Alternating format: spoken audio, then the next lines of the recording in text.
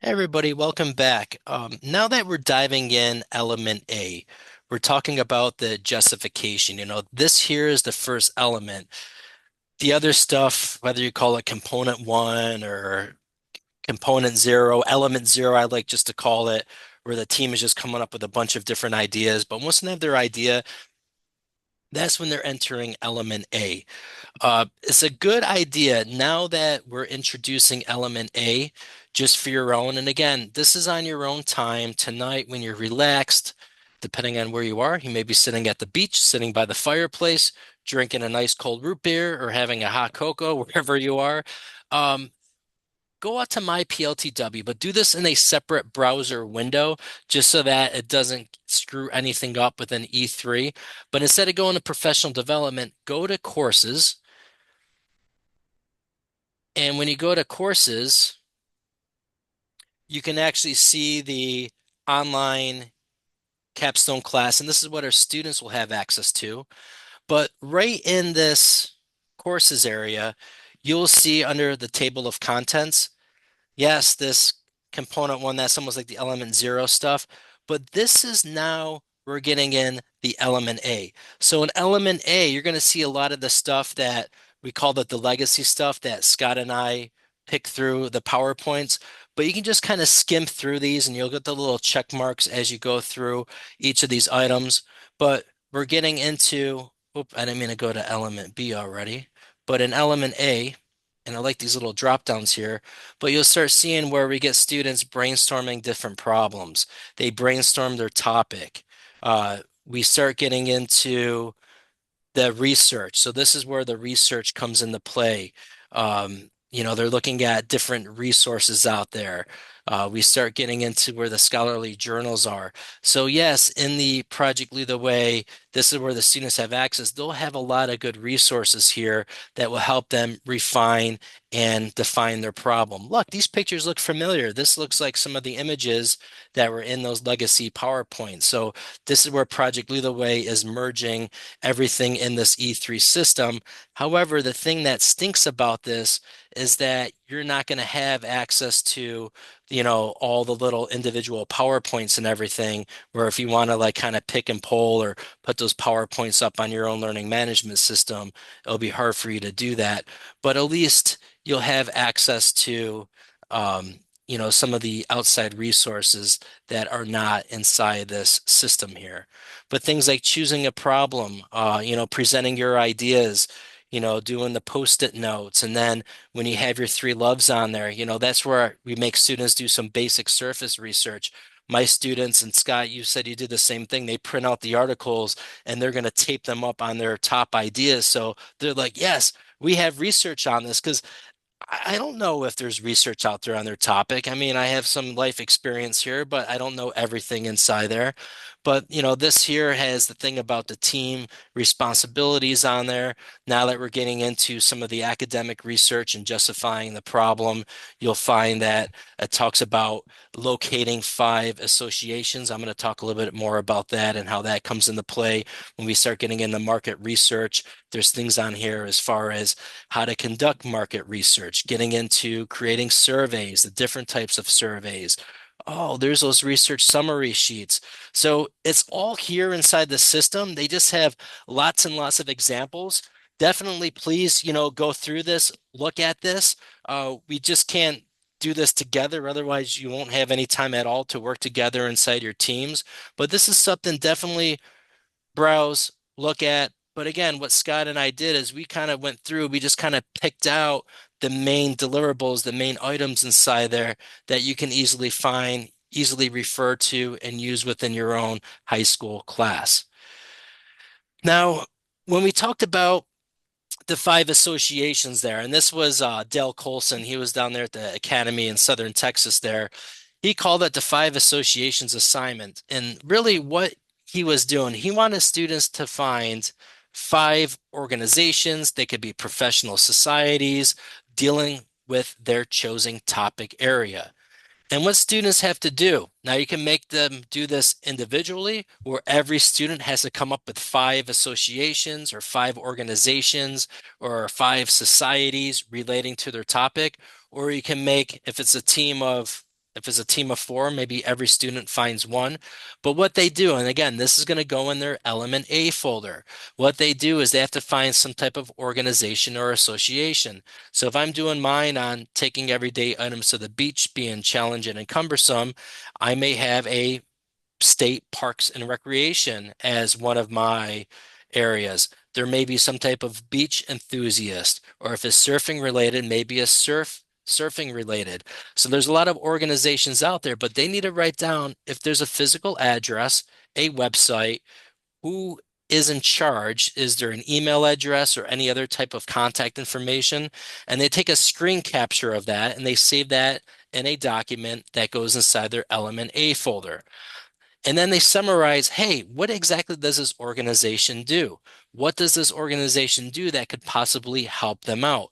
Because that's going to help them as they start going through the rest of this capstone journey.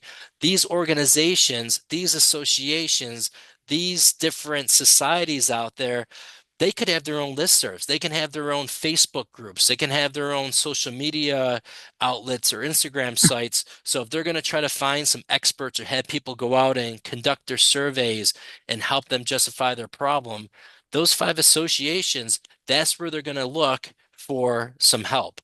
So this is something I do with my students. Now, for us, for this 2 week summer training, we're not going to have you go out and write any of this stuff up. But however, it's nice to maybe search a couple because when we start sending out surveys tomorrow, you may reach out to some of these associations related to your topic and problem and maybe have them share a survey link or maybe ask them some questions that's going to help you and the team identify a problem. So again, that's the five associations. You're going to be seeing that in the E3 curriculum out there. And it really helps students understand, hey, who is my market audience? Where can I go out there and maybe find experts? And those associations we're also putting inside our engineering journal. Scott, do you do anything with associations within your classes? Not a whole lot. I've got other things that I've got them working on that, because they've done some of that stuff already, especially if they started an IED, they've already done some of that stuff already. So, Yeah. But it just really helps students, I think, understand like, hey, if I need help or if I need some type of expertise opinion, where could I go? All right, everyone.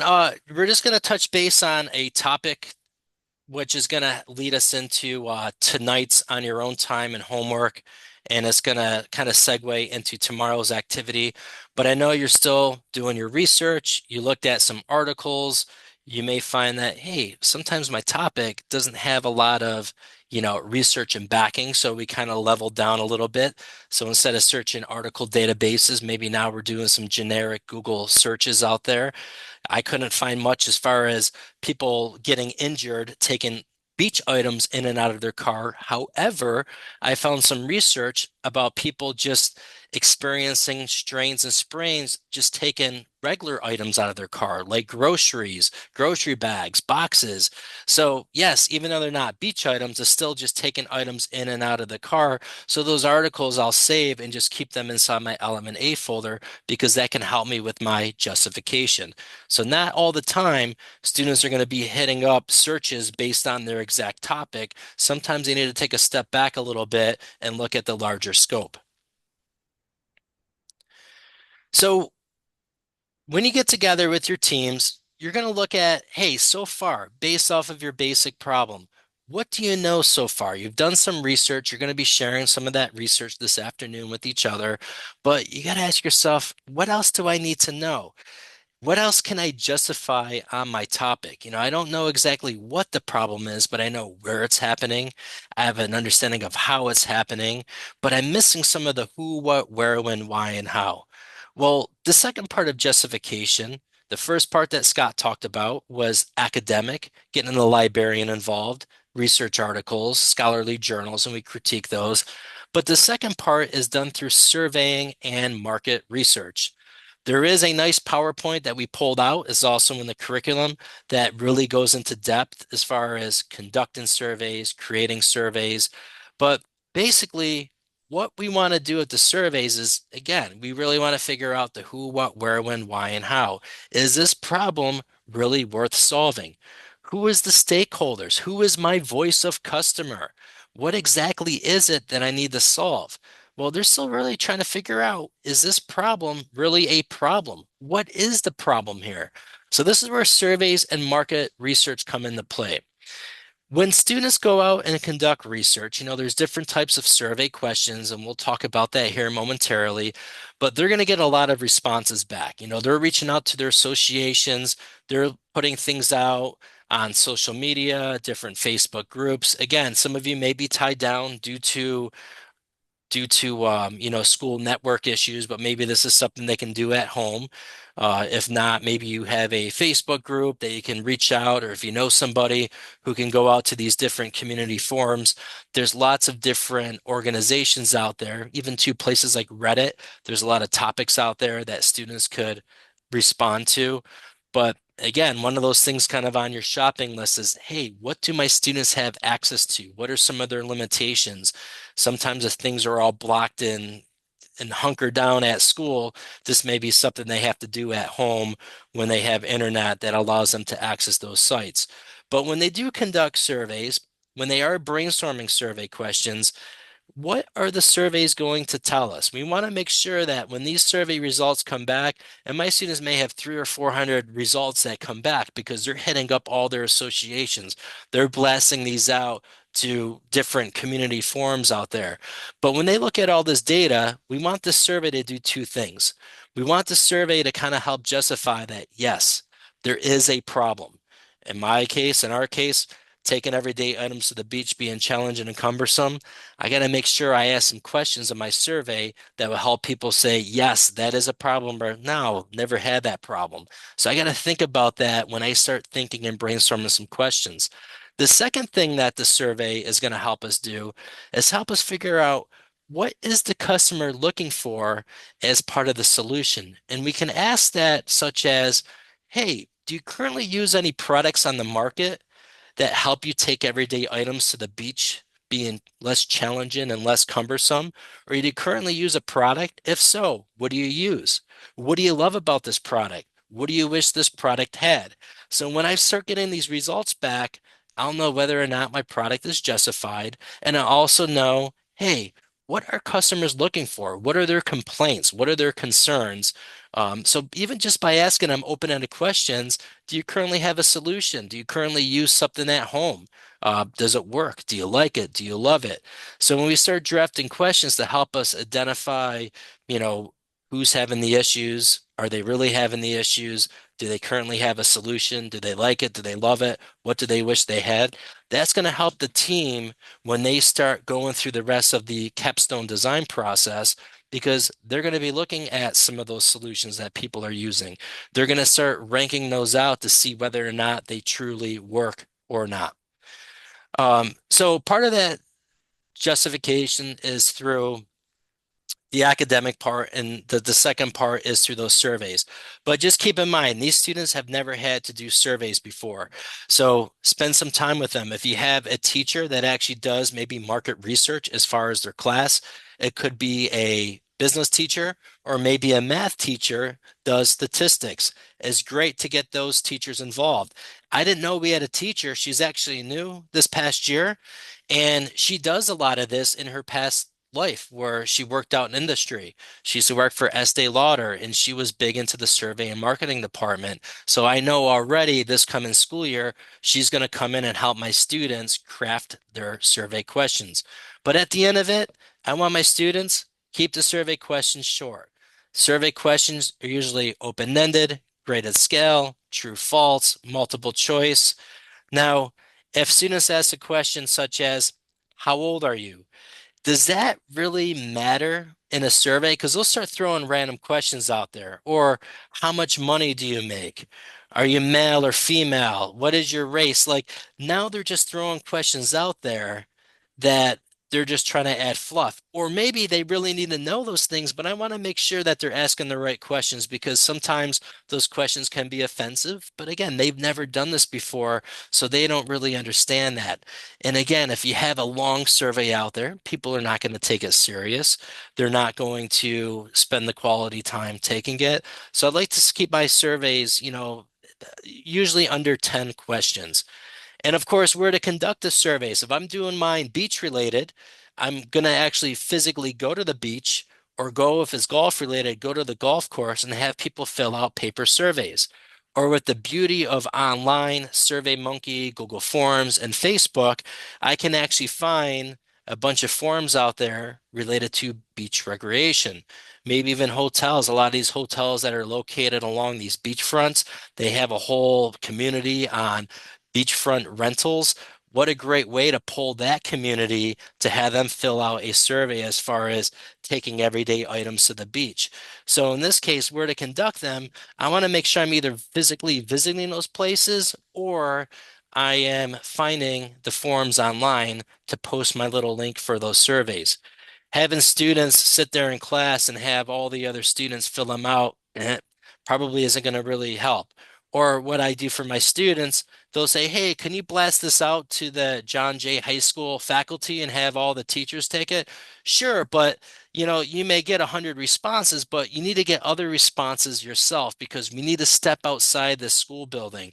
If you're doing a survey on skateboarding and you're like, hey, my grandmother's meeting with her church group this weekend, so maybe I want my grandmother to take these skateboarding surveys to the church group, she may not get the same responses if that student wants to go to a skate park or find some type of online community revolving around skateboarders or aggressive roller skaters. So students have to understand being in the physical locations or finding those community forums. And that's where I love doing those 5 associations because they already know 5 contacts where they can send the survey out to. They know that they're going to get valid and good responses. So, as far as how many responses your students may get, it really does vary. But for me, usually it's a couple hundred, only because they're putting them out on social media. I'm putting them up on the listserv. Even Project Lead the Way, there's a listserv that you'll see some EDD, some capstone teachers post like a Google Doc with all their student surveys on there. I like giving that to my students because they can sit there and actually take other student surveys and we kind of critique them as they go along. And they'll say, hey, Mr. Butler, I'm taking a survey on cooking, but they want to know how much money I make. Does that really matter? Or maybe they want to know my age. Well, maybe they're just looking for how many years of experience you may have cooking. So again, you just want to make sure your students aren't putting extra fluff inside survey questions. And no matter what questions they ask, think about the results when they come back. Are the results justifying that this problem is a problem? And is the survey helping the team understand what are people currently using on the market as a solution? Do they like it? Do they love it? Does it work? What do they like about it? What do they wish it could do or wish it could have? If there's some type of feature about it, because that's going to help the team out when it does come time to start thinking about solutions. And Scott, in your neck of the woods, how does surveys look with you all? Yeah, I like what you pointed out about um, sending out the surveys about skateboarding to the teachers. I find a lot of the things that get posted in our listserv, the community, saying, "Hey, pass this around," and it's targeted at plumbers or skateboarders. And well, okay, there might be some teachers who skateboard, the young kids, um, but a lot of the ones that come up there is that, are you really going to get valid data? Because these, so that's why I commented earlier is that the surveys are hard because we don't have access to the kind of email lists that professional survey makers have and all. There's really 2 places in here in the curriculum where you can do surveys. One is here where you're trying to justify the problem, and then it's later on when they've got concepts, they've whittled it down to 3 possible concepts that would solve, and they'll send that out saying, hey, what do you currently use for this? And then here, what would you think if this is a solution? But and then here's another one. What do you think? And where they're kind of getting some feedback on their design. And I don't see a whole lot of pedagogical rationale for them doing 2 surveys. So I usually have them do the justification by academic, and we save the survey for validating their design. So that's how I do it, but everybody does it their own way. Yeah, and again, these students they've never had to do this before, so it's kind of fun, but they always get a chuckle when they start reading what people put in their responses. A lot of times they'll laugh and just be prepared when they are putting these out on public forums. Not always, because most of these are community forums where people are passionate about, but when they put them up on like just these general websites that don't really have like different communities involved, they may get some inappropriate responses on there. And I actually we're doing a training one time out in Oregon, and we sent it out to the students at OIT, Oregon Institute of Technology, that's in Klamath Falls. But we were getting like some raunchy responses back, and I was just like, I can't believe this. Dude, like we're at this university, and people are, they're just like, and the teachers there, the teacher students we had, they're like, oh my gosh, I can't believe how like unprofessional this is. But hey, that's what happens when you have a bunch of kids take surveys out there. So just brace yourself that sometimes you have strangers taking surveys. You just don't know what you're going to get. But this is where those five associations come into play. If students don't have access to social media forums, because I make them do those five associations, they'll reach out to them, say, hey, by the way, could you list this as on your listserv? Could you post this for my group? Project Lead the Way High School, taking this capstone senior design class. We're working on the problem of taking everyday items to the beach being challenging and cumbersome. Would you mind just taking a couple minutes and just having your people fill this out for us? And they're more willing to help that way. Otherwise, the kids, they want to be lazy and just say, oh, you're going to do it. Oh, Samantha, you're going to have your students do this. But make the students go out there and make those connections. It's all about making them step outside their comfort zone. If they do go to a physical place, and I have examples, but my students, I make them permanent passes. They're ID badges that say Project Lead the Way on it, capstone period two, but it has their picture on it, their name. And they use that when they leave class a lot. So if they're going out in the class to go to the library to do surveys or do research, they're wearing that ID badge at school. But if the team decides, hey, this Thursday after school, we're going to go to Home Depot and we're going to see if we can fill out and get some survey responses by the pro desk, because we know a lot of plumbers go inside there. Great, that's awesome. But I make my students go to the Home Depot ahead of time, speak to the manager, explain who we are. We're a group of high school students from John Jay High School. We're taking a capstone class with Mr. Butler. Here's his name and email address. Is it okay if this Thursday from 4 o'clock to 6 o'clock, if we can go to the pro desk, set up a little table, and they have their ID badges, maybe they're wearing like a polo with the school logo on it. This way they like look nice and professional. Back to those soft skills. Students, sometimes they don't understand the way they dress. People kind of judge them. Unfortunately, that happens. People get judged on the way you dress, the way that you come across. So just be aware of that when you're asking strangers to fill out surveys. But they'll go ask permission ahead of time. They'll go to Home Depot if their project is plumbing related, which we did have. So they would go to Home Depot and they would actually go out there and have people fill out their surveys. But documentation is key. One student's getting maybe some selfies or getting a picture of them, the team at Home Depot, and they have a selfie with the Home Depot store manager or out in front of the storefront, and they're taking all those photos. And guess what? Those photos are getting dropped in their Element A folder, because they may use some of those pictures from that Element A folder later on down the road when we start getting into final presentations and developing trifolds there. Sometimes when they're out conducting surveys, they just stumble across different experts. Some of these experts, for example, with the beach theme, we ran into Ron John, the owner of the Bugaboo Surf Shop, and Cindy Adam, the manager. Oh, this is great. By the way, I'm the owner of the surf shop, and I see people all the time. They keep asking, we have these wagons, but they just don't maneuver at all during the sand. Look over there. Someone, they just tipped their wagon over. The stuff's falling out. The little Tyler's crying now because now his bottle just spilled open all over the place. And now the mom, she can't find her keys because she threw the keys in the thing and the keys just landed in the sand. So right there, that could be an expert. And an expert doesn't have to be somebody with a PhD or somebody who, has a fancy college degree.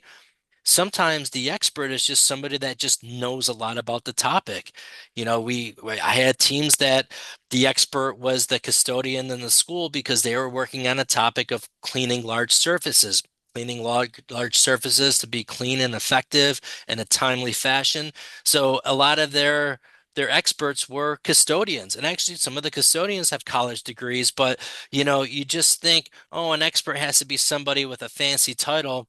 Not necessarily the case, but they actually get their contact information. They have their journals with them. So now at the journal, oh, by the way, Cindy, I'm going to go ahead and just write your contact information.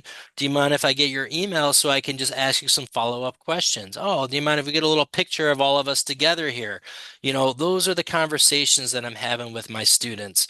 So, yes, we're trying to justify our problem through the academic research, the surveys. And then the second part of the justification is through, asking, interviewing different individuals, doing the market research, SurveyMonkey, Google Forms. All of that is all part of element A. So at the end of all this, we're looking at refining our problem statement. We have a better idea of who is our customer. This is going to help us lead to a justified problem. Eventually, when we're done with the academic research, when we start blasting out surveys, we now have a better understanding of the who, what, where, when, why, and how. That's going to lead us to now start looking at our original problem statement and start refining it. Anything else there, Scott, that I'm missing? No, that's all great stuff. Yeah, and what you said about the surveys, if you do send them out, yeah, you got to be careful where they're posted. Of course, what they do at home, you can't do anything about in the end. But we do have legal obligations to make sure that we're protecting the students. So so oh, go put it out on Discord or on Reddit or something like that. Might not be the best suggestion on your part and stuff like that. So. Yeah, as seniors, some of them are already 18 and everything like that, but yeah, I get pretty conservative about that stuff. Too much of a dad. So Now, this afternoon, this evening, we're going to give you some team time. We're going to be meeting back at 5:45. That's 15 minutes before we end. But part of the conversation within your teams, look at each other's articles that you're critiquing. What do you know so far as far as the who, what, where, when, why, and how? Do you have any unknowns? That's going to help the team brainstorm some survey questions, which is actually going to be part of your homework as well for tonight. As far as the E3 block submissions go, there's really not much to update in that for tonight because a lot of tonight is going to be more of the research and kind of brainstorming some of those survey questions, which will be part of your deliverables later on within those block submissions. So not a lot of stuff going on with those block submissions. Yeah, in your own time, you'll be going out kind of looking through some of those element A resources within the curriculum. But really, for right now, it's getting out there in the team, looking at your articles, looking at some of the facts, uh, really trying to hone in on your problem statement so that this way tonight you have your unknowns, and that's where you're going to start brainstorming some of your survey questions. Because tomorrow, when you get in your teams, you're going to be drafting a team survey that you'll start to blast out to different forums, different individuals out there, and may even reach out to some experts. So again, everyone has two research articles they critiqued. Make sure those are in your Element A folder. If you are going to start brainstorming your survey questions, use your journal first. You can even take a photo of that and submit your brainstorm survey questions in your team's Element A folder so that this way tomorrow, when you start working on your survey questions in the morning, you can easily see each other's draft that you all planned out inside your journal ahead of time. Any other housekeeping things right now, Scott? no, other than the fact that I emailed the Solution Center about the quick cutoff on our logins and it has been fixed. Thanks. I'm going to go ahead and resume the recording. Hey, everybody.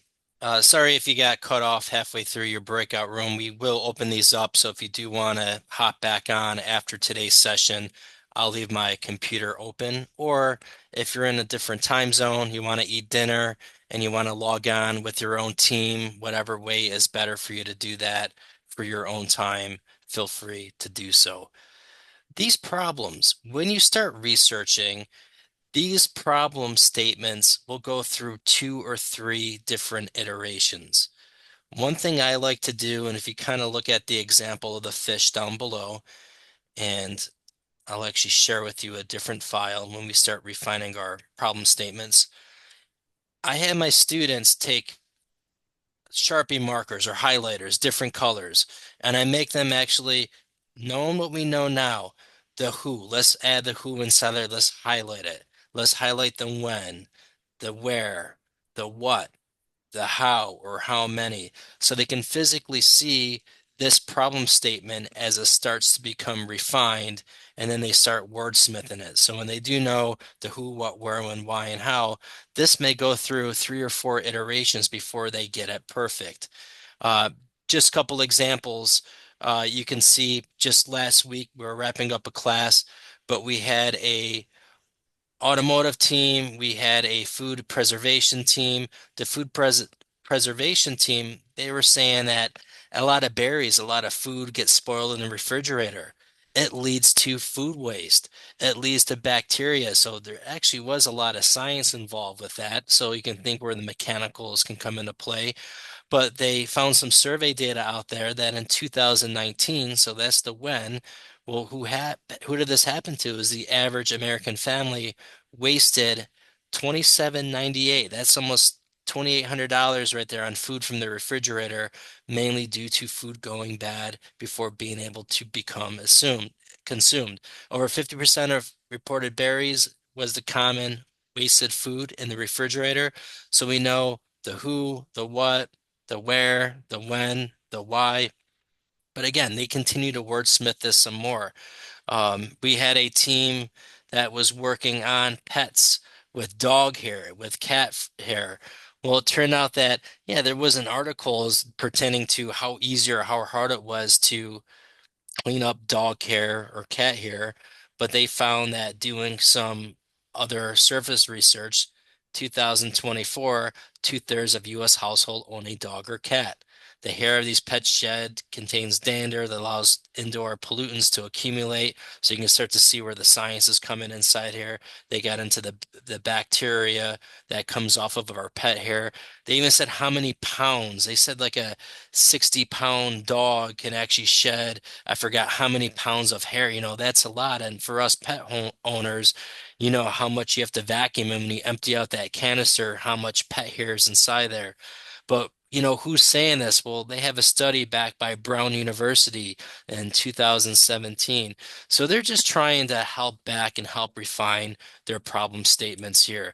But knowing what you know so far, how can you refine your problem statement?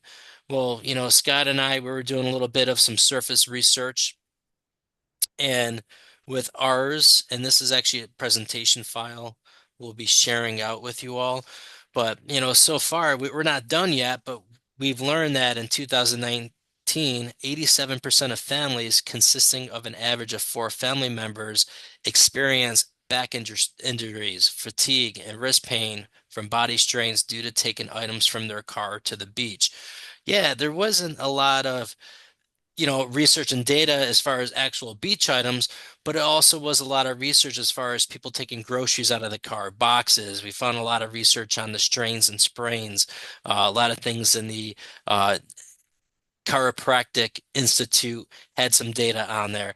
So even though it didn't pertain exactly to our problem, we kind of looked at the widened scope there, and that's where we took some of the research from our articles, and it helped us refine our problem statement. So if you have stuff to add, if you want to try to just kind of throw the latest revised problem statement tonight or tomorrow morning before we get started, we'll definitely take a look at the revised problems so far.